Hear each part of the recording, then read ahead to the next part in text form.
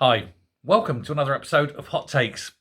Now, I did a video earlier. We talked about GERS, the government's earnings and spending, revenue and spending, and that, and it was pretty bad. Now we've got to follow up on this because while that was just looking at the basic levels of what was coming in, what was coming out, what the deficit was, we're going to have a look here because Shona Robison has been oot and a boot, and she went to Edinburgh's Napier University and gave a little speech and is gaslighting, I think, the people of Scotland so that when these cuts that she's going to have to propose come, they won't be shocked by it.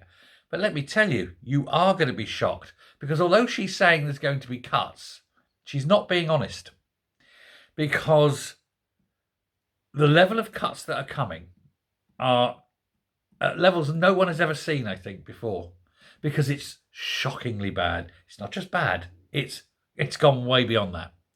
They're now calling her the Axeman because the Axeman is cometh, because she's got no option now. She's mishandled everything to such an extent that the cuts are going to be devastating. And she even warned in her speech that the people of Scotland need to be ready for a very, very tough year, or years, I suspect, ahead. Of course, it's not her fault. It's never the SNP's fault. Who do you think she's blaming? Well, 17 years of SNP running Scotland, of course, it's obviously Westminster's fault. She's gonna learn a lot here. Because it isn't Westminster's fault at all. It's the likes of Shona, the genius that is Shona Robison with her 86 IQ, who doesn't understand sod all about economics or how to run a successful economy. Literally not a clue. But she has given this warning because she's seen that even she cannot hide the very depth of failure with regards to the deficit. But there's already speculation, of course, that the free school meals will go because they have to go to pay for the bin men strike. And we've done videos and talked as well about the winter fuel allowance, or the Scottish equivalent of that winter fuel allowance. That's gone because, screw pensioners, eh? And also if they can get rid of a few pensioners, might help with independence. Hey. And it's going to be worse than last year's budget. And last year, remember, 200 million off the social care budget. It's going to probably be 200 million off that as well. 200 million off adult social care, a million here, a million there. Before long, you're talking big money, and even then, it won't be enough. She's probably, it was three and a half billion pounds deficit this year alone, last year alone. This year, I reckon it's going to be 5 billion, and I'm going to tell you why. Because we've already discussed in an early video about falling income from the oil and gas industry, but because Rachel Reeves in London is cutting spending there, that directly affects the Barnett consequentials. So the Barnett consequentials money going north of Scotland this year will be smaller as well. And so I think there's going to be a £5 billion deficit this year. And Shona's got to do something about it, and she hasn't got a clue of what to do. Public spending has got to go. Now, they keep boasting that, we spend more per person on Scotland than anywhere else in Britain, blah, blah, blah. Yes, maybe you do, but they don't have anything to show for it. It's not as though it's spent wisely. It's just wasted. Everyone might have more money spent on them, but literally, what benefit do they see for this? None at all, as far as I can tell.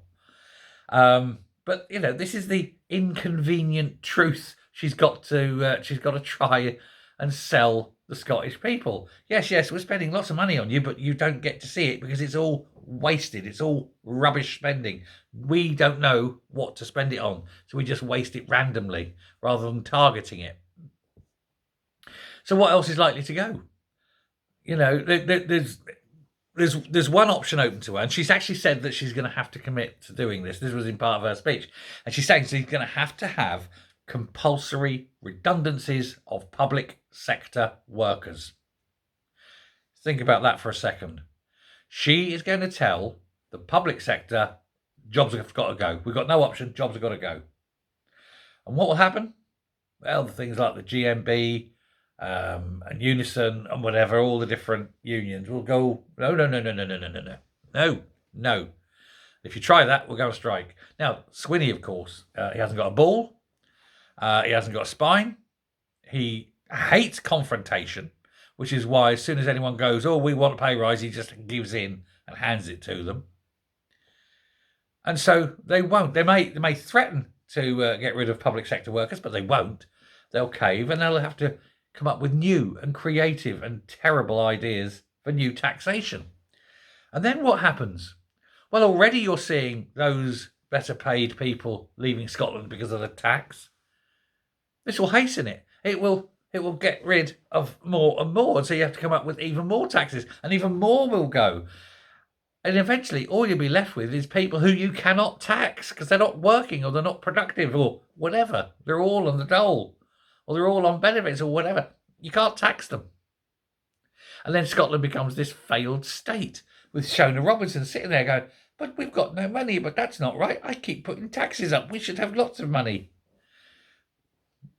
This is the level you're dealing with these people. They are literally that stupid. They have squandered, last year, record funding. It was the biggest Barnett consequential ever. And what have they got to show for it this year? Nothing. Well, it's not surprising. £350 million a year, so Angus Robison can piss off around the world pretending he's important. 20 million here, 50 million there. All wasted. Also, friends, relatives, friends of friends, little chums can have very important jobs at public expense, not doing anything, but it's just nice for them to have that. Get rid of all your NCOs. Get rid of all your NGOs. Sorry, NCOs? Ex-military. Get rid of all your NGOs. Get all your quangos gone. Get rid of everything. Get rid of everything that is not needed and concentrate on the things that are needed. And you could cure Scotland's ills. But it will never happen while you've got the SNP in control and with the wizard of the abacus herself sitting there looking at these numbers and pretending that she understands them. You need to get someone who actually understands economics. That would be a good help, wouldn't it?